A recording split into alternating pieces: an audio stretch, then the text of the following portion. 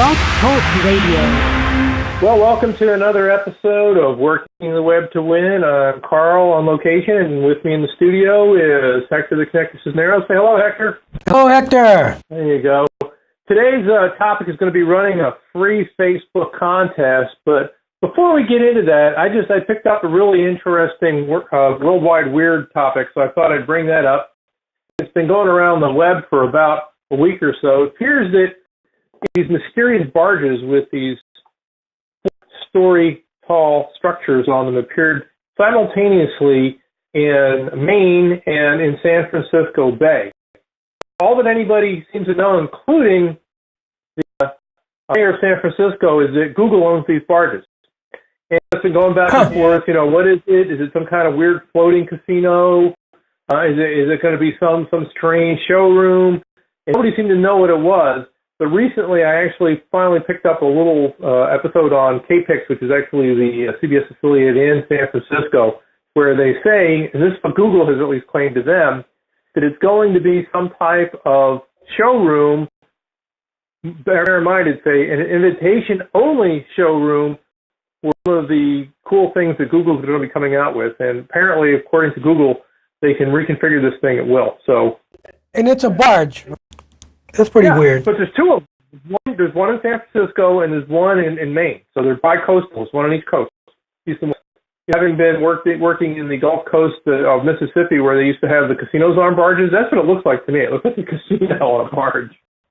Before we get too deep into the show, we want to give everybody the call-in number, because I know there was a few people they were talking about possibly calling in today. For our guests out there, the number is 213-943-3808. That's 213-943-3808. Of course, you can always find us on workingthewebtowin.com. You can also find us on Facebook, LinkedIn, Twitter, Google+, and YouTube. And actually, we're broadcasting right now live on YouTube at the same time. And of course, I want to recommend that our guests go to the notes page if they want to get more details on the show today, because that's where all our research was done. I want to also thank a couple of our sponsors.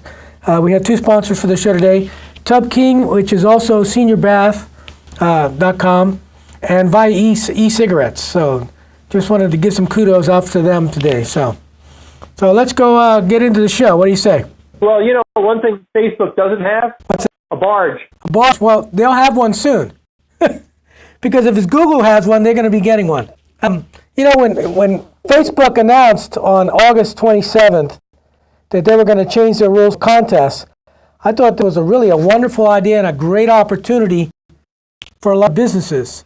So I immediately started researching all this stuff, and of course the first place I start is I went to Facebook and looked at what they said. So on their pages, they had some great information. They actually had this Facebook promo guidelines. And in there, they actually have a contest that their example showing how to do it. So I read through all the notes and everything like that, and I went through their pages and read them, put together a contest page for one of our clients, and launched it. And guess what happened? It didn't work. It actually worked great, but Facebook didn't like it. As a matter of fact, they pulled it, and they didn't really give me much of an explanation. So I went back to the drawing board and looked at all their information and rules, and I noticed that there was a couple of obscure rules that weren't in their promotion guide at all that said that you had to have a disclaimer saying that Facebook has nothing to do with your contest. It also said in some fine print there that you also have to put more details about what the contest is. So how old the person is, they can enter the contest and those kinds of things. So I quickly retooled and put it back out, and of course the contest worked just fine. But it really sort of irked me that they didn't have that in their promotions guide. And as a matter of fact, a lot of that information didn't show up till later. In the blog that I wrote for today, it talks about what has changed, but there's the video from their policy manager that's on there talking about what the changes are. And she doesn't mention any of these items either. So it just sort of irked me. I know that they had to scramble around, and I think what happened was they got some cold feet and they were worried about people doing some things that would get them in trouble, and they were just going to wash their hands of it by making these new rules that were not published in essence. So let me go into the first thing about what has changed, because there's 5 main things that have changed that you want to know about. The first one is you need to know what a promotion is. And according to Facebook, a promotion is anything that requires you to enter, register, or has an element of chance in it, and that you give away prizes in some way, shape, or form. So anything that matches those criteria is now considered a contest, if you will. The second thing that they came up with is that they removed the requirement for you to have to buy an app. I think this is the most important one because, again, in the past, if you had to implement an application and load that into your Facebook page, you had to pay for that. There was no free services or very few free services that worked very well. And you had to pay money to run your app. So that increased the cost and you had to learn how to use the app and so on. That made it a lot more complicated for people. So a lot fewer people were running contests. And I think what Facebook has done is they figured out a way to entice you to run the contest on the page, and then they'll get you to use their pay-per-click because they have all these little promotion tools that jump all over that. So that's a big one when they removed that restriction. You also had to ask for permission in advance, and that was part of this where you had to have an app running in place. The next thing that they've added is you can administer it on page. And what that means is, if say you have a picture that's part of your contest, and you tell people if you like the picture and you comment it, those will give you votes, and then we'll do a random drawing. Say that's the contest. Well, before, you were not allowed to do anything on page, which means you're manually counting the likes, you're manually counting the comments, and so on. That's what they mean by on page. They're actually showing up in the timeline. And by doing those, now you can run your contest. So you can have the contest essentially live, and everybody sees what the entries are in the timeline on the page. It's very important that everybody knows that the timeline they're talking about is a fan page timeline. You cannot run contests on your personal timeline in any way, shape, or form. Number 4 is you can collect entries by having people post, comment on the page, like the page. You can even have people send you direct messages with their email address. That's all part of the collecting process that you can do. And the last item that's very important is if there's a photo in the contest, it has to be accurately tagged. So in other words, you can't ask people to tag the photo with them in it when they're not in it. So you have to accurately tag the photo. So photos can be used where like you're naming a new product, that kind of thing, but you can't inaccurately tag. And that was something that people were doing quite a bit in the past. I don't know about you, Carl, but you know, those rules sound pretty simple, but when you actually implement the wording, it's not that simple. I don't know if you saw the contest that we did online there. Devil's in the details, so it just takes, you got to go out. The only way to really learn how to do a free contest is go out and do a free contest. So we did that, and again, we pulled it. They pulled it. We came back out with that 2 days later, and it ran the full length, and it was great. But again, that's something that you'd think that they would have mentioned when they were putting their own guidelines. And again, they totally left that out. I think that our listeners should go to the blog and definitely look at the video that's by their policy manager, and you'll see that was totally left out of the thing also. In the blog, there are links to all of Facebook pages right there by the video also, so that you can find out what you need to know to be in there and make sure you're complying with the rules. There were a couple of articles that I read that I really liked, and I wanted to mention them real quick. One's called New Facebook Contests and Promotion Rules, What You Need to Know, and How to Run a Facebook Timeline Promotion, 6 Tips for Success. Those links are also embedded in the paragraph real close to where it says pros and cons. So again, if they read my article and then they read those articles, I think they'll be in pretty good shape to run a contest. And again, examples are available there.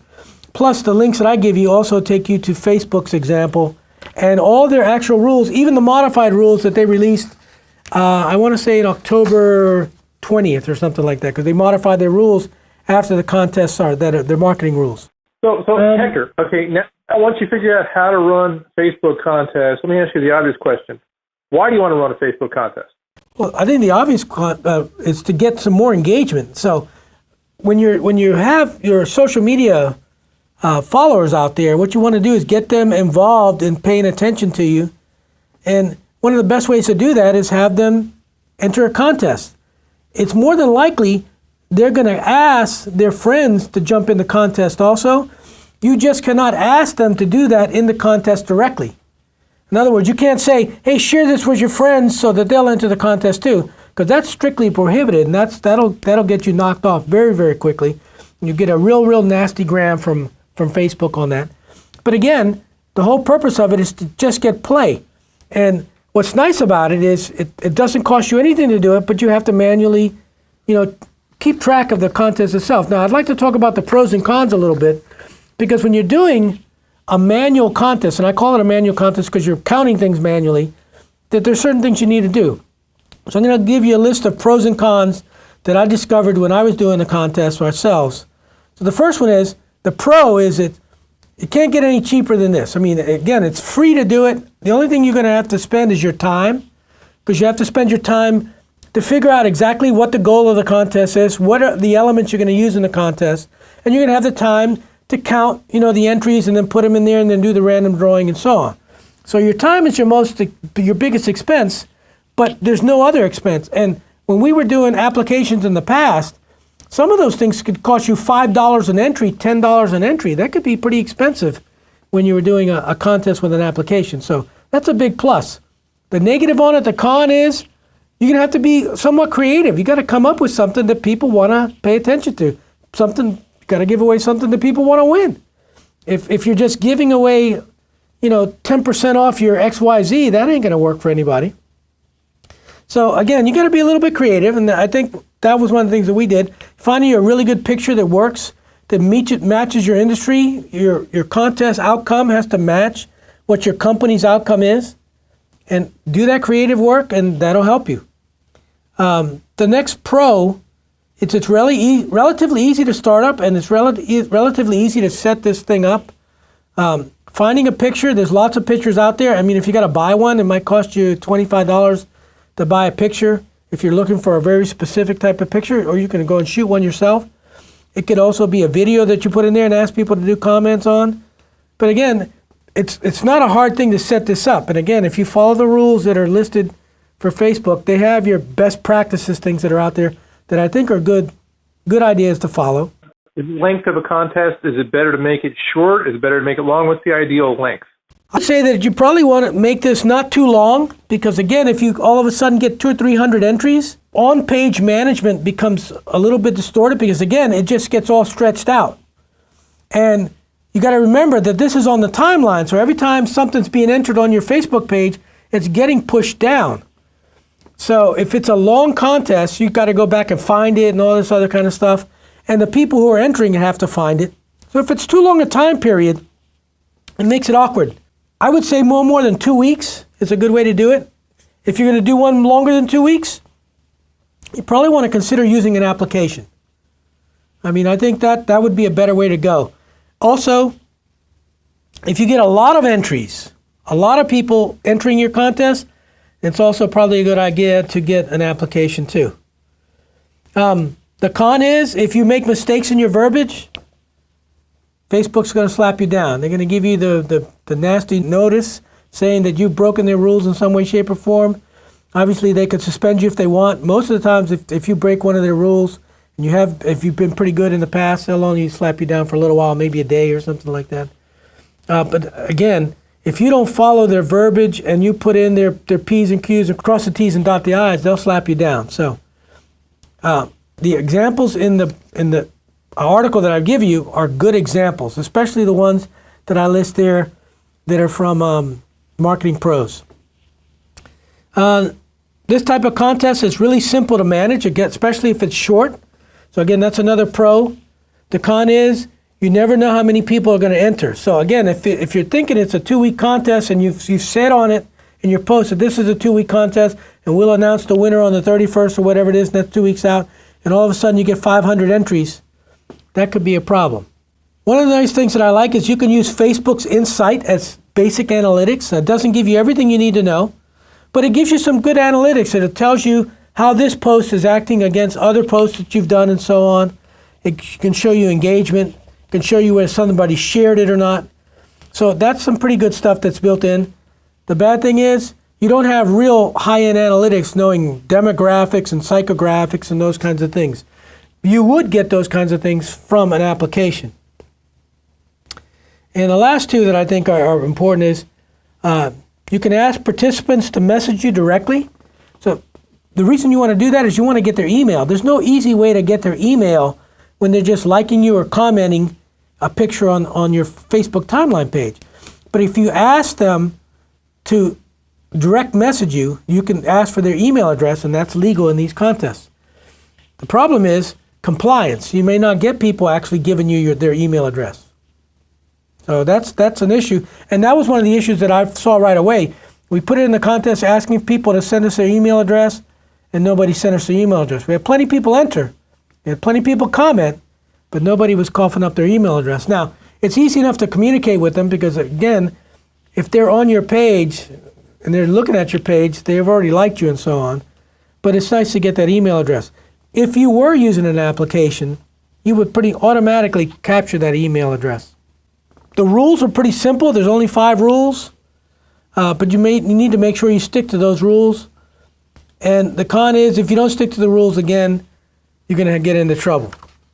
I don't know. Again, it just sort of struck me that Facebook was a little disingenuous when their example didn't show any disclaimer about the contest, and it didn't have any details on the contest. They just had a contest, and here's a contest, here's an example that you can use.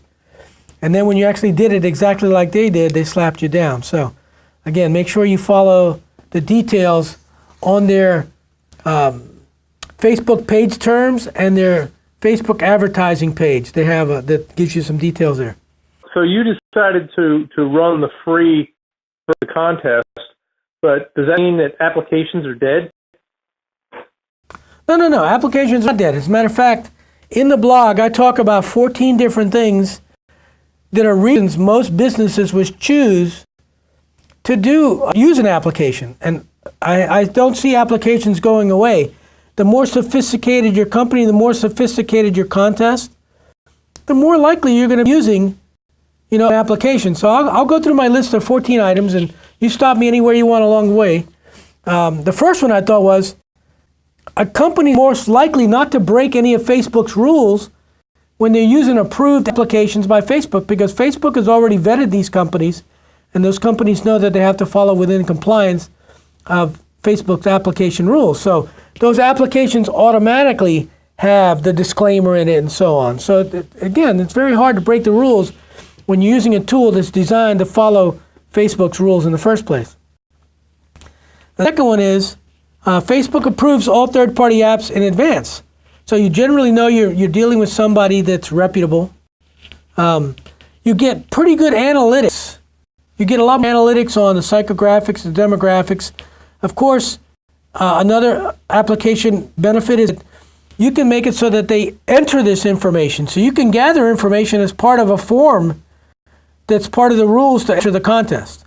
We can't do that very easily if you're doing it on page. If you're doing it on page and you have a real long elaborate rule, your contest page will fill up your whole timeline. So nope, you won't be able to see any other entries. Whereas in a Facebook application, there's a button that you click on that says, here's the rules.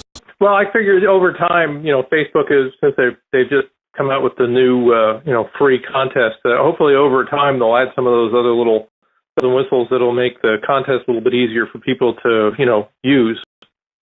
Everything else, Facebook constantly changed.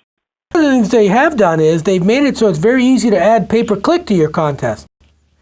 So once your contest is up there, there's a button that actually almost lights up on anything. Whether if somebody says something really nice about you, when you hover over that, it asks you, do you want to spend $30 to promote this? And that's the same thing with your contest. So anything that's going on, you can pretty much add pay-per-click to it very easily. I'll go back to some of the other items that I thought were pretty good about why somebody would use a Facebook-approved app. So if you do it in the timeline, some of the people who are following you may think that's a spam. It's a spam entry of some kind. And they might actually unfollow you. Where if it's a Facebook application, they absolutely know it's not spam because of the way it's implemented, and they're never going to unfollow you for that. Applications generally look much more professional. So when you're doing these on-page contests, they're not going to look as professional as having an application that's running a contest. So if looking really, really professional and maintaining your branding and all that kind of stuff is really important, then you're going to probably want to use an application. Some third-party apps require that your fans like your page, and that's an important one. If you're trying to grow likes and you're trying to do it with a contest, you can't really do that with an on-page contest, because how are you going to track whether they liked you or not because of the contest? Because liking your page is separate from liking whatever your contest item is, your photo and so on. Whereas in an application, it's very easy. You can require it that they like your page to enter the contest. Facebook approves your apps in advance, and you can gather emails very easily. That's a biggie also, because again, generally when you enter an application, the first thing you do is you give them your email address. You may give them your name, your address, your phone number, and any other type of demographic or psychographic information that they ask for. Usually, most applications have what they call an opt-in list. So you opt in to be it. I mean, again, that's if you want to get their free newsletter or whatever. But again, you can't do that on an on-page contest. How do you tell them, please join our opt-in list? You know, they may do that, but again, there's no compliance, whereas with an application there would be. The last couple that I think are worth noting is you got a lot more choices. You have a lot more flexibility with an application than you do with an on-page app. You can do a lot more fancy things. For example, you can have people vote with check boxes. You can have them upload videos, pictures, slideshows, and more that you can't easily do with an on-page ad. Applications also can be allowed to be incentivized. So you can incentivize someone to share your page in the contest. You can't do that. That's strictly against the rules in an on-page ad, or on-page contest, I should say. And the last item I think that was pretty important is you have a lot more control over the contest. It's hard for somebody to cheat an application, but if you haven't thought of all the right rules and everything for your on-page ad, it's possible for somebody to game your on-page ad and cheat you out of your prize or something like that. So I think all those are really, really important attributes that people have to take into account. And if they do that, they'll be okay. As you know, online, like anywhere else, following the rules is really important. And in fact, next week, our episode called Bring Down the Bitcoin Bandits, which basically is about a website that was called Silk Road that the FBI, DEA, IRS, and U.S. Customs recently caused to go dark.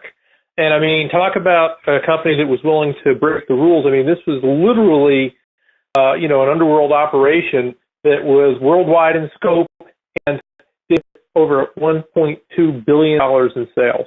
Yeah, as a matter of fact, last year I remember reading about Bitcoin, and there were a lot of people touting that this is going to be the next currency and all this other kind of stuff.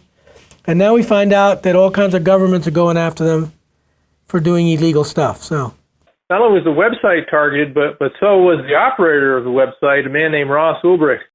He was actually arrested in San Francisco. That's when they finally busted him. So we'll talk all about that and the ins and outs of it and some of the other nefarious sites that are still out there. But they were definitely the number one most wanted website online for several years. Well, before we get off the show, because we got about 3 or 4 minutes left there, I wanted to make sure I remind our Club WQ members that you can go to the Dropbox. There's probably 3 dozen articles in there about doing Facebook promotions and doing Facebook contests. Also, for our listeners, if you go to the blogs page and click on the notes tab, down at the bottom there, you'll see the entries for today's radio show, so you can find lots of research there, including links to just about everything you want. Also, at the end of the article, there are several articles that I pointed out that I thought people should look at. One of them was 5 legal ways to contact a Facebook contact winner. Facebook allows contacts without apps. That's a new article.